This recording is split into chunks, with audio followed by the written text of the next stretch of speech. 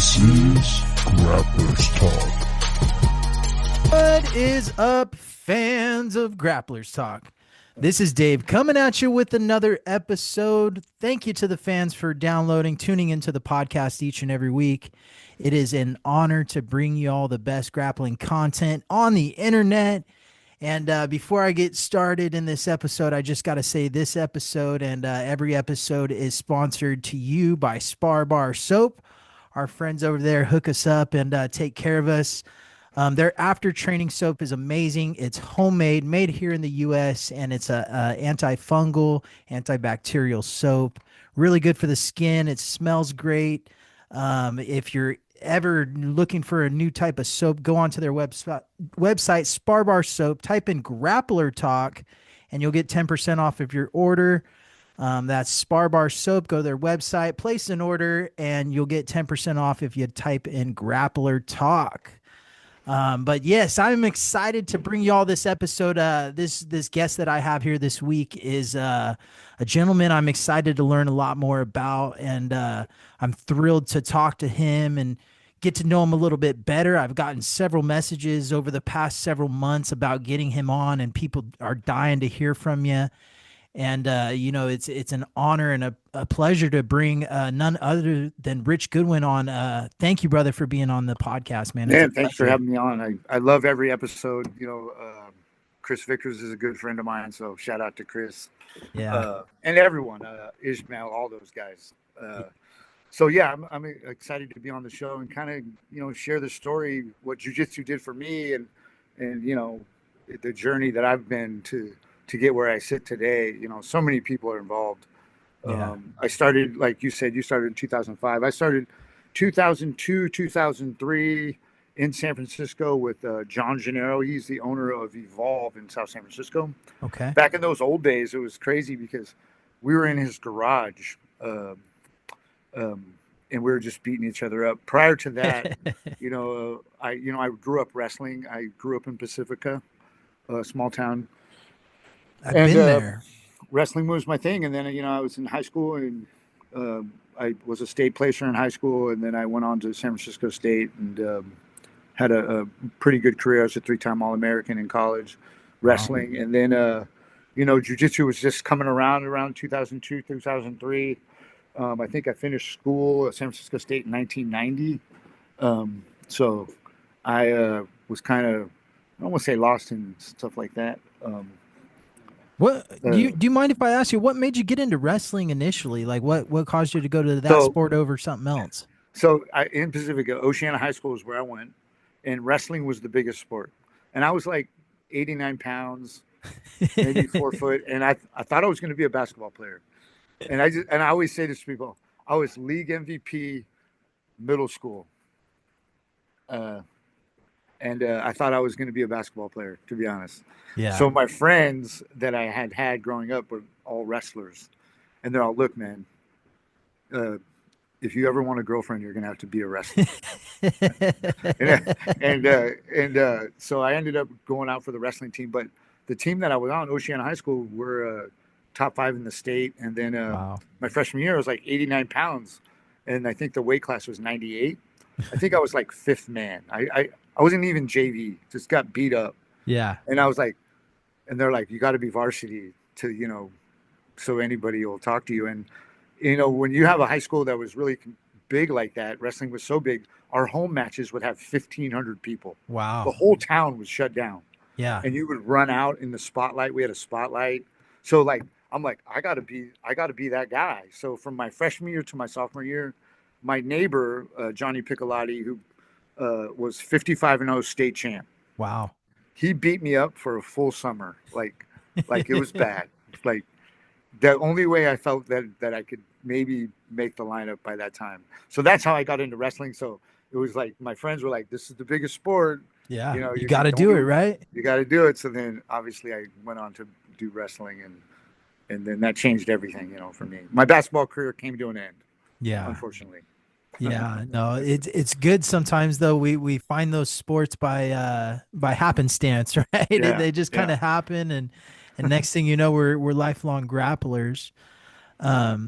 So let's talk about being a wrestler. Obviously, I always tell people wrestlers are the toughest athletes out there. There's nothing tougher than Yeah, I going mean, out there and wrestling your heart out, right? yeah, wrestling is by far the hardest sport. I mean, jujitsu's hard, but wrestling training is Yeah. brutal. It's And different. just so recently, I just won the U.S. Open in freestyle and Greco for the veterans in wrestling. So I hadn't trained wrestling in a very long time. This recently, my the tournament is every year in Las Vegas, and I said I wanted to go, and I was on a team called Mad Cow, a bunch of guys from UC Davis, and Okay. great guys. So we're on this team, and they have this national tournament for veterans by age. So I started training, and this is just recently. I won the U.S. Open a couple months ago, and I qualified for the World Championships in Hungary, which is coming up in October. It's But I amazing. went back to wrestling, although I'd been doing jujitsu, and just real quick back to wrestling is training wrestling again, and I'm 59 years old, was brutal on my Yeah. body. But Yeah. again, I would in decent shape because I train jujitsu every day, but wrestling is no joke, man. Yeah, It was tough. that grind of wrestlers and conditioning and the partner runs and all of the uphill battles and everything that you got to do along the way. It's not an easy sport. It weeds out the Not in any weak. way. Yeah, it was brutal. I even went down. Who's my coach that was with me through the tournament. He's the assistant coach at Gilroy High with Daniel Cormier. So I was down in Gilroy a few times training Yeah. with the Gilroy guys and Cormier and all his crew. It was it was fun but painful, and it Yeah. all together. Yeah, man, that's good though. I know I kind of backed you up a little bit, but Sorry, let's Blake. talk about your introduction into jujitsu. Now Yeah, having a wrestling background, that's like the best background you can have finding jujitsu, right. right? Back then, so when Jay was John Gennaro was the coach, or he was the guy that started. He was under Rickson Gracie, and we were training in Daly City, which is outside San Francisco, at an old racquetball gym. And then we started training there, and I think he was a blue belt or a purple belt at the time. And we're all white belts, all these guys. And then, yeah, my beginning of jujitsu was brutal. My first tournament, I think I got triangled in like 30 seconds. I'm like, I'm a three-time All-American. This isn't supposed to happen. But um, that's how I started with Jay, and he was the foundation of it. And then, unfortunately, uh, really I was drinking and doing drugs, and this is where my story is. Where the change came from 2003. I went on. I was just sucked up in addiction, and then I was homeless. Probably 4 or 5 years, and because Wow. I got sober in 2007. So, I was homeless and living in the alley in San Francisco, and I was losing the battle. Uh, Yeah. and then, by the grace of God or my higher power, He gave me an opportunity to come to Vallejo, obviously where I live now. And I went to a detox in 2007, and I got sober. Wow. Um, and then I've been sober ever since, 18 years sober. And then I became Congratulations. a drug and alcohol counselor. That's what I do now. I work for the Department of Corrections. I have a program in the prison system, um, getting people sober. So 2007 comes around, and I get sober, and I'm like, a friend of mine, I was coaching wrestling with him. He's like, "Hey, you want to do some jujitsu?" And I'm all, "Yeah, man. I used to do that. I think I was, I was still a white belt. He was a purple belt, and then we trained in his garage, and we just couldn't find a place to train, and we ended up going to the UFC gym. This is in 2007, 2008, and we started training at the UFC gym. I think Brian Pangilinan, he owned Saber in Concord. Okay. Yeah. Yeah. Yeah. He was the instructor at the time, and then so that's when my journey again started. I got sober, and going from being homeless and then trying to change your life. I had this mission. Obviously, jujitsu was a huge part of keeping me sober, and it was my thing I needed. Was Yeah. That's why people say it changes everyone's lives. And then so I started training there with him, and then I got my blue belt, and then I met a Rickson Gracie black belt, Tiago Alves, and his brother Luis Claudio. He's Juliana Pena's jiu-jitsu coach. Yeah. They were living in California at the time, so I started training with them. And then they ended up moving back to Chicago. Long story short, I went back to Bryant, and then I got my brown belt, my black belt from Bryant. Wow. And then even during those times, I competed, pretty consistently. I think I've won no-gi worlds at every belt, from blue belt to black belt. That's amazing, man. And then I even was fortunate enough to fight Megaton in the world final 2 years ago. That's very cool, man. I always see him out there, and even this year he was out there doing the damn thing in there, and, Yeah. looking very good for his age, and man, he's incredible.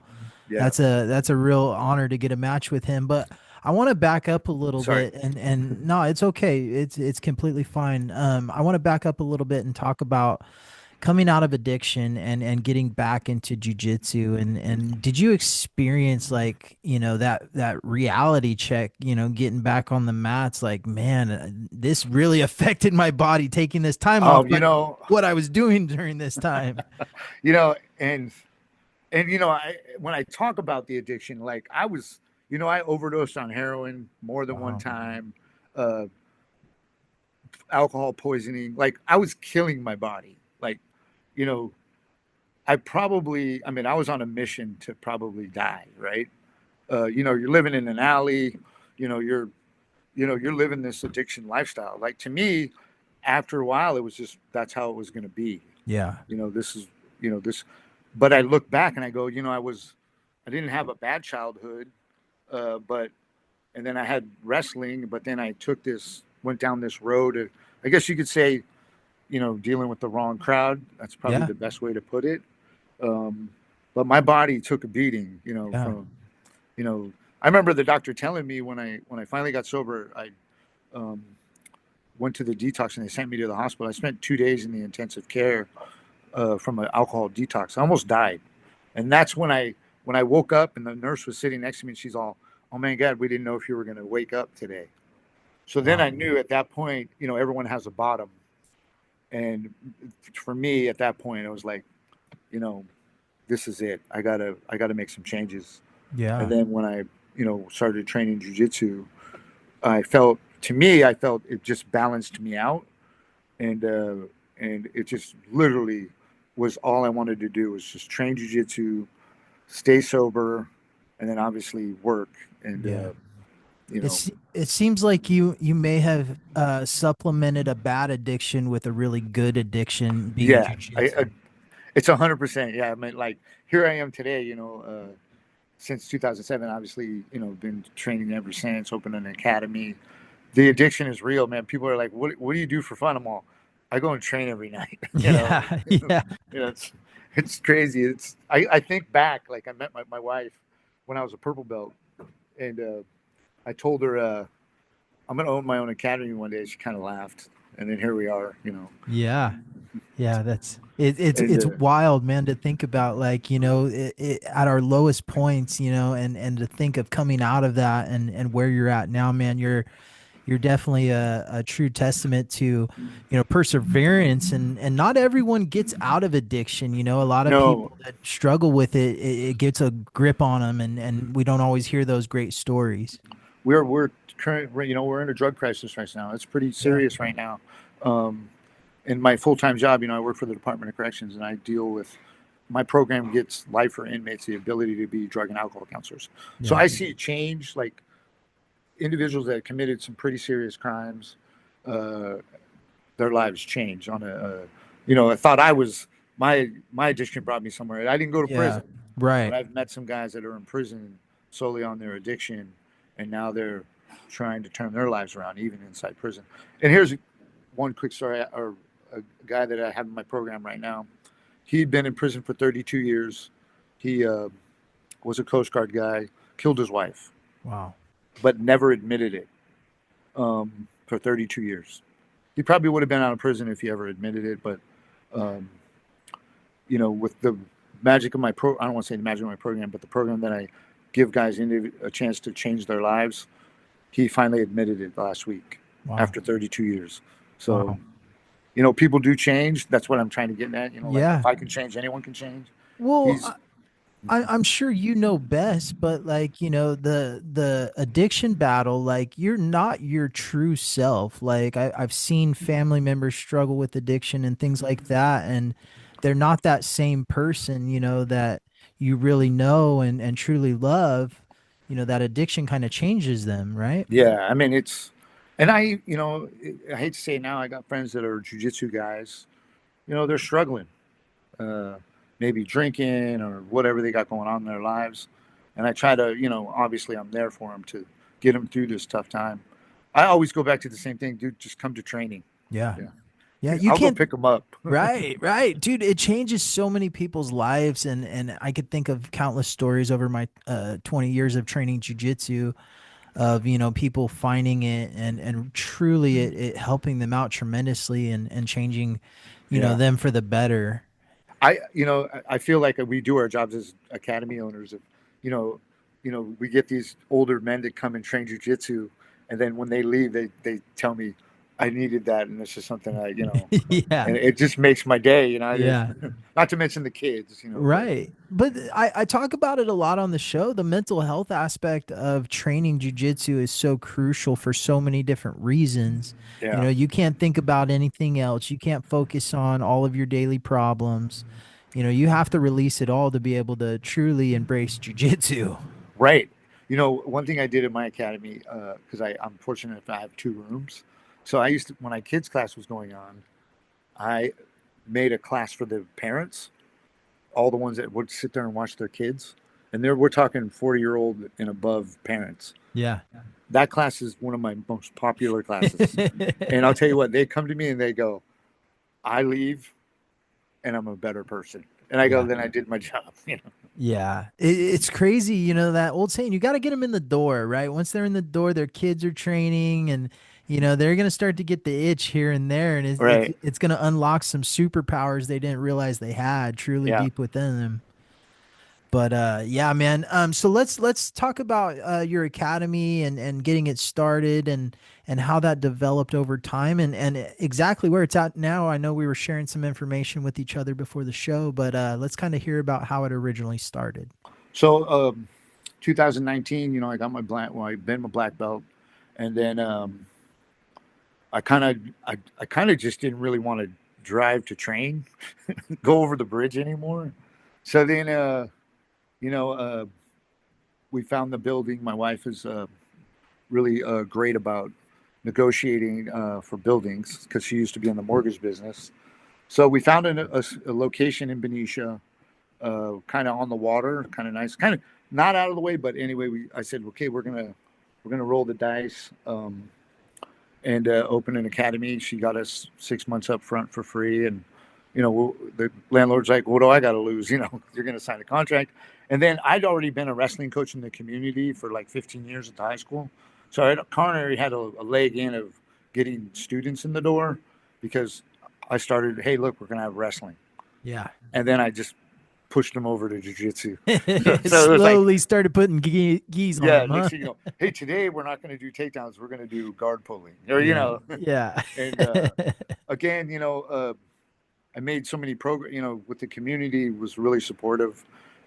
Benicia's kind of a small town, and already been in the community, and I just, to be honest with you, I grinded. To have an academy, I would go to tournaments. I was, still compete.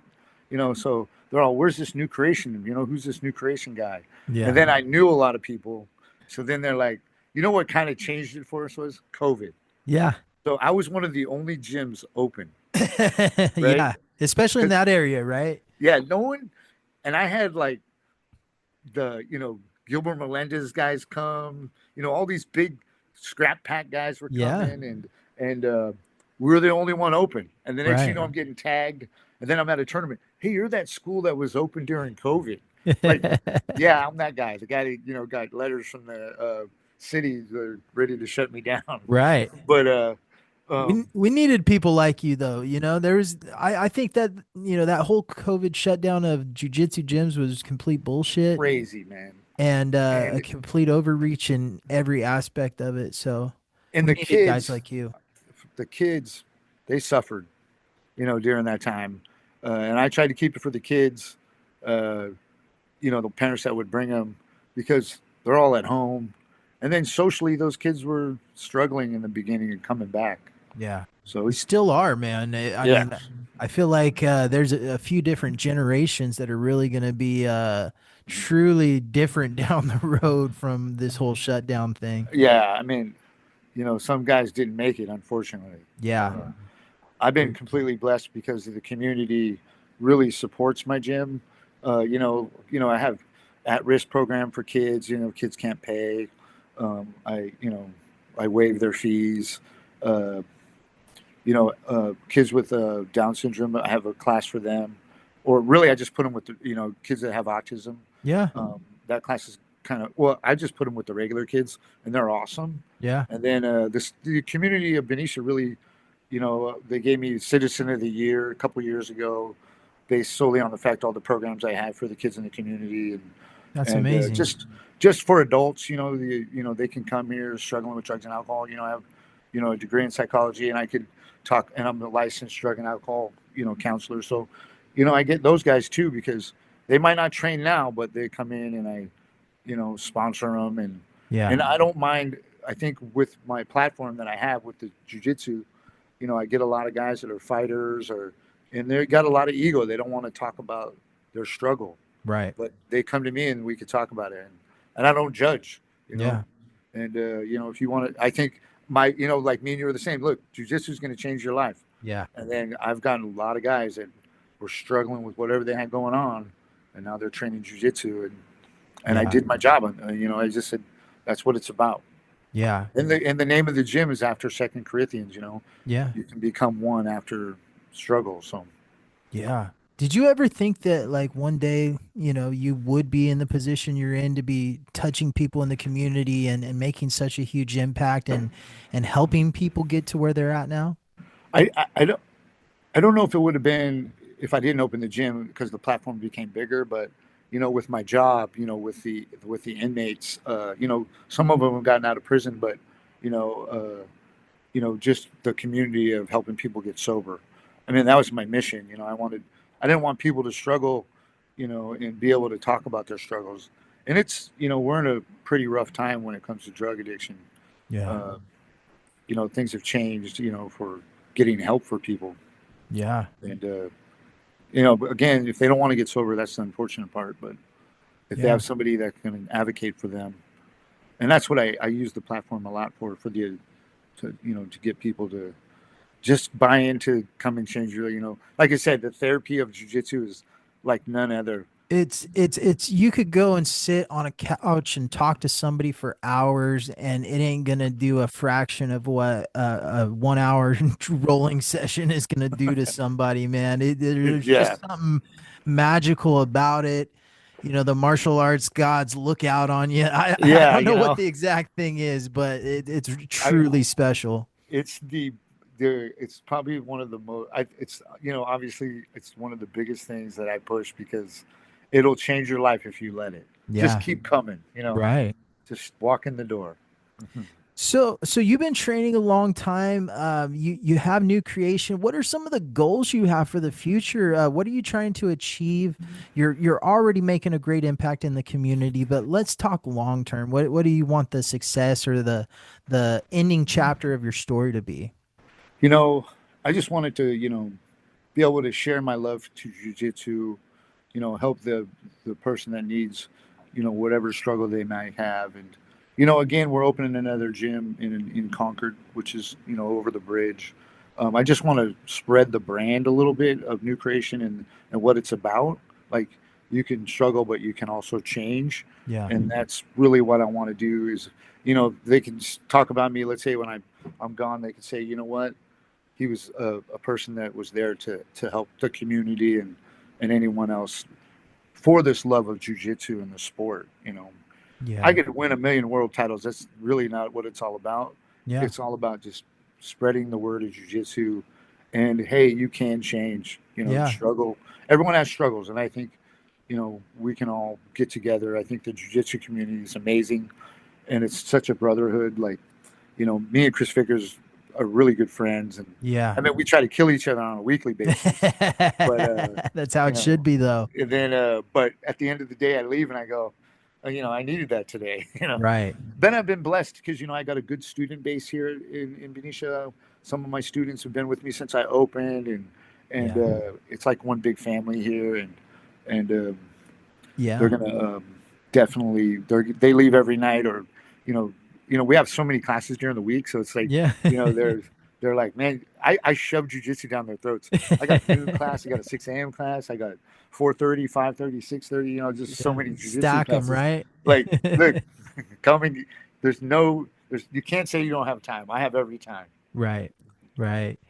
Yeah, it's truly amazing, man. Jiu-jitsu, like there's everybody's gonna have a different time frame on when they can train. Some are afternoon and then work from home people, some are early risers and got a busy day ahead. So Yeah, doing what you're doing, being available for the community, man, that's what it's all about.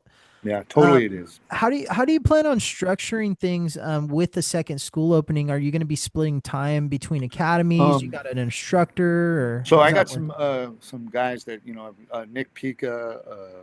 He's a Caesar Gracie black belt. I mean, I've known Nick for many years. Good friend. He's from Concord.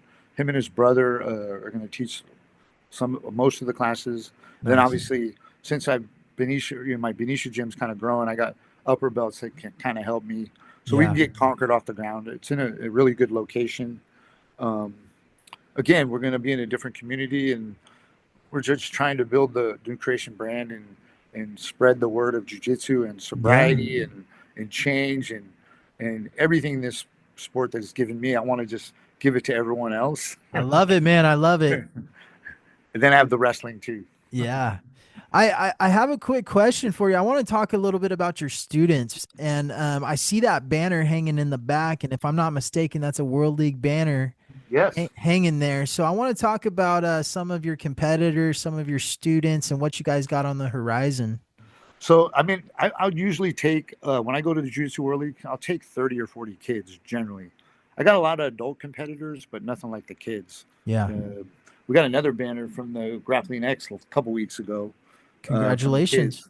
And then, yeah, so we've won a couple trophies in the team time for the adults, but I got a couple up and comers. Jakari Harris, he's fought on a lot of the Art Suave promotions. Yeah.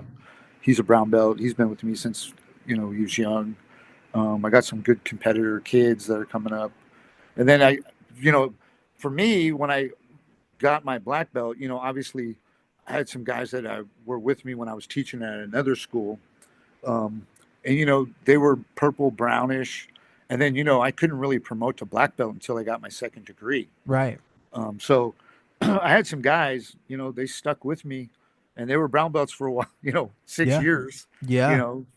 and recently had just gotten my second degree, so I was able to have a big promotion and promote some guys that have been, I don't Well want to say deserved. loyal. I Yeah. guess that's you could call the word, but they wanted to stay with me, and they weathered the, they could have probably went somewhere else and probably Yeah. got maybe their black belt, but I got 5 black belts out of the, guys that definitely stood by me through the, hey, look, guys, The good times this- and the bad, right? yeah, right. I mean, Yeah. they could have been anywhere else. Like they were willing to wait the 6 years. The IBJJF requires you to be able to promote the black belt. Right. So Yeah, it's important, man. You got to have loyal students. I mean, I think I was at like 4.5, almost 5 years at brown belt, but I it was, meant so much to me to get it from my original yeah, instructor. yeah. Again, I don't want to say I jumped around, but I kind of did. But at the end of the day, it was just, I was blessed with some good people that, saw that, hey, look, I put in the work. I think I was Yeah. a blue belt and a purple belt for a long time too. Yeah. The old days were like that, like, Hey, I wanted to ask you, man, back in the day, how hard was it to find a black belt instructor? Because they weren't everywhere like they are now. I remember driving with John Gennaro down to Rickson's house, and he was going to test with Rickson. Wow. And I was just with him because me and him were friends. Yeah. And we drive up to Rickson's house. And now there's two times I've spent time with Rickson. That time I pull up to the house with my friend. Rickson walks out, and I'm like, I'm seeing like the god of jiu-jitsu, Yeah. right? And I think I'm a white belt still. Yeah. And all he says to me is all, come and get him later. Like I just dropped him off, right? Like And you can't stay. You got to you come can't back. stay. And then I literally went down to the beach. I think we're in Santa Monica. I think that's where Rickson was living at the time. And I don't know how long I was down there. Maybe 3 or 4 hours. And then I get called and, hey, you can come back and get him now. Never got out of the car. Never went in the house. And then that was my first experience with Rickson. Then when I started training under Luis Claudio and Thiago, they'd always say we're going to go to Rickson's house. I think it was a purple belt at the time. I forget what belt that was, but we were down in LA for EBI. And then next thing you know, we're going to Rickson. I'm like, yeah, whatever. And then I was in the back seat and I'm on my phone. And all of a sudden we pull up to this house and Rickson's walking out. Wow. We spent 3 days at Rickson's house, just in his house. Like in my head, when I hear him again, I'm meeting Rickson Gracie. Yeah. I walk in his home and I'm thinking it's going to be like this magical place, you know. Yeah. and it's just a basic home, and near the beach. And then he had a mat like in the living room, right? Yeah. And we sat there for like 2 days, maybe 3 days, and just talked about jiu-jitsu and life. And then he's all, they would call me coach because I coach wrestling. And then Rickson's all, come with me, coach. I'm going to show you the most important thing in life. And I'm like, this is it. Yeah. We walked to his garage, and to me, I'm like, there's lights coming through the door. He opens the garage door or to the garage, and he goes, hot tub. Best thing ever. I was sold. And then I was upset. We go to public with Rickson that day. And to me, I'm like, I'm with the most awesome dude ever. Yeah, you think you're going to be signing autographs and taking no one pictures? Even knows. Yeah.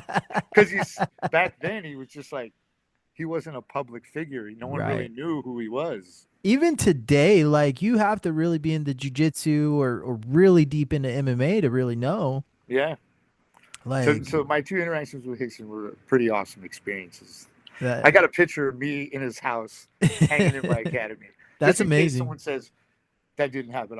It did. Oh yeah. That's amazing, man. Rickson's always been, one of the idols I looked up to. I watched Choke at a young age growing up. Right. It inspired me to, when I first started jiu-jitsu to go after MMA, to do everything. Like I wanted to breathe like him. I wanted to suck my stomach in. And, I tried all the I still Rickson can't get that Gracie down, stuff. even though I trained with him for a couple of years. He's amazing, man. And there's just an aura about him, even to this day. Like I know he's not doing too many big seminars, and with the Parkinson's diagnosis, who knows how many more he's going to do, but he is definitely a legend of the sport and truly a master who turns down the red belt. He's got 100 or more coral belts and high grandmasters of the sport, and turns down the belt. I think Megaton's a coral belt. Yeah. Yes, he is. Yeah. But Rickson turned down the red belt. Like he said, he wanted more time. So an amazing, martial artist, like truly. Yeah. One of the greatest. And I think when I was there, we spent some time with Crone, and Crone made an interesting, he goes, when my dad passes away, he's leaving. He's got so much jiu-jitsu you won't even know. Yeah.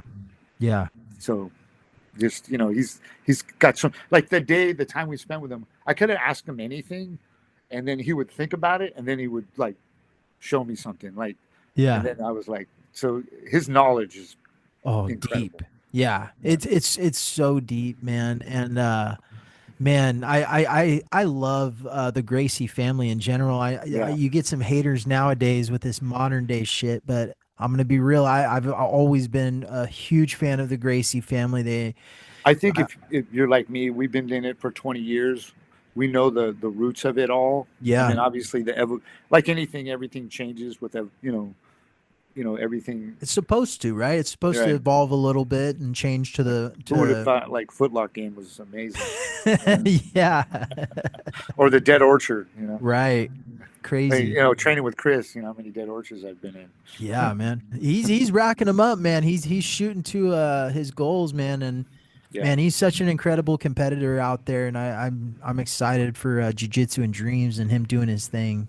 Me too. I'm a big supporter of him, and anyone that does this sport. I would give them my back if they needed something. I'd give it to them. Yeah. Like I said, I would let people. My wife gets mad because she's like, people have to pay to train, right? I'm like, but they're having a hard time. She's all, I understand. Yeah. If it was for me, everyone would train for free. Yeah. I'm telling you, I'm the same way, dude. I started my gym essentially in my garage, and for 2 years I got a group of people training at my house. I'm like, nope, I'm not charging you guys anything. Yeah. My wife's like, start charging them something, right? Yeah. I mean, you got to clean the mats and set up and this and that. And I'm like, no, let them train for free. Like, Yeah. bring it on. Yeah, because I just want them. If money can't be an excuse for me, No, it's not going to happen. No, you're Yep. going to train. It's more important than that. If you've been touched by jiu-jitsu and it's really changed your life, like yes, you're in it to make money and you have to keep the lights on and the doors open. That's definitely part of it. But we're willing to make a little bit more sacrifice, maybe put in some extra hours doing something else to earn some cash. I'm fortunate, because I do have a full-time job, and I don't count on, the gym doesn't, pay my bill, or it pays bills, but it's not, it's not my full livelihood. Right. But I'm only going to do probably 2 or 3 more years of corrections and retire anyway. Yeah. So then I could just be a jiu-jitsu guy. That's what it's about, man. I always wanted to open a gym in my retirement. I always told people I'm never going to retire because I'm going to open a gym right, like in my 50s or 40s, and it just happened. I'm telling you right now, I probably do, a 16-hour day every day. Yeah. So my classes start at 3:45 with the 5 and unders, and Monday and Wednesday. So and I go to work at 6, and I get home enough time to come teach, and then I get home at 8:39 every night. Yeah. You sound but like I you're love doing it. the same thing as me. Yeah, it's crazy. But it's well worth it at the end, man. That's what it's all about, changing people's lives. And making an impact through jiu-jitsu, right? Who'd ever thought that this sport that we truly love would be able to keep people sober and to keep them happy and to keep them alive and all of the different benefits, right? There's so many things that jiu-jitsu does, and that's why I wanted to build the brand and get out there and bring it to other people. Yeah. And with the stand on a corner and promote jiu-jitsu if I had to. Yeah, it's really that special though, man. And for a lifer like you, man, I know exactly how you feel, and I'm in the same boat, man. I love jiu-jitsu so much. I spend a lot of time away from my family, and all the sacrifice that comes along with it, and even doing this podcast, we're sitting here. I worked a long day, came straight to the studio to get this recorded. I love jiu-jitsu that much. And it's funny because me and my wife had always talked about, we have an open mat on Sundays, and we were going to start a podcast and just talk to guys that come and train. Yeah. But I know it's a lot of work, but it is. It's a lot of work, but I don't think there can be enough of them, especially about jiu-jitsu. Right. I encourage everyone to get going with it, follow your dreams and follow your passions, man. That's what this whole thing's about. We're only in this life with one life to live. We might as well do everything that we can. Yeah, I think 100% agree. Yeah. In closing, Rich, I just want to say again, thank you for being a part of this episode. Thank you. Truly, I think your story's so impactful, and I know it's going to definitely touch a lot of people's lives. And I'm so honored to be on your show and promote and meet another individuals crazy like myself. And again, shout out to my wife Jen. Wouldn't be here today if it wasn't you just supporting me 100%. How many wrestling tournaments she's gone, jiu-jitsu. She's got my back, and Chris Vickers and Jiu-Jitsu and Dreams is, and anybody, Jay Gennaro, shout out. I wouldn't have been where I am today if it wasn't for him to stick by me through thick and thin. Even when I was homeless, he still, supported me even though I made bad decisions. But if it wasn't for him, I would have never done jiu-jitsu. Rocky Fort out at EBA, a good friend of mine. Guys that have been with me through this journey. So shout outs. And then it takes a village, I guess you could say. It does to be able to do this. So yeah, truly does, man. And without the support system around us and all the loving people and students of ours, and we couldn't continue doing what we do, man. And that's what it's all about, helping people. 100%. Yeah. And then I'm going to send you some information about my grand opening in Concord. It's going to be on a Sunday. Yeah. Maybe you can roll out and get some rounds in. And we built a CGI wall. Nice. I love it. I've been waiting to see one in the area, and we got one. You might have just sold me on it, man. I want to come check that out. It's there. It's there ready. That's amazing. It has not been used yet, so I don't know how we're gonna do it, but we built it. I love it. I'm excited. There's going to be some things popping up in the near future with those CGI walls, and everyone better be ready for it. Sounds like New Creation is. Yeah, we got one, so be ready. That's amazing. Rich, how do they find New Creation if they're in the area, or if they want to stop by and just pay you a visit? Go into Google and our website will pop right up, New Creation Wrestling and Jiu-Jitsu, and it'll come right up. Yeah. We're trying to, get the name out there and spread the love of jiu-jitsu. Yeah. Do you all have a website? And how do we find you on Instagram and Facebook? So and all that fun Instagram stuff? is New Creation also. Let me just double check. My wife doesn't yell at me. She's my social media, my pictures, and again, she makes it possible. Yeah. People would never know who we were if it wasn't for her. So, where are we at here?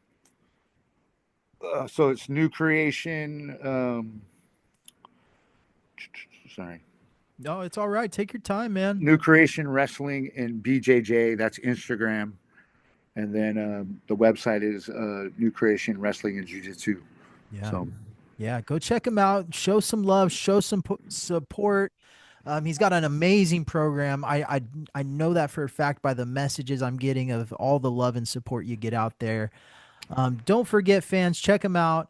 Also, don't forget to check out SPAR BAR Soap. Go to their website, type in Grappler Talk, and you'll get 10% off your entire order. That is SPAR BAR Soap. Please go check them out. They're amazing. Again, I just been using their products the last couple of weeks and truly love them. It smells great.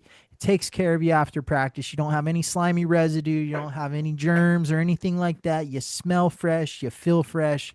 And that's what it's all about. Rich, thank you again for being a part of this episode. Awesome. This has been another great episode of Grapplers Talk. This is Dave, and we are out.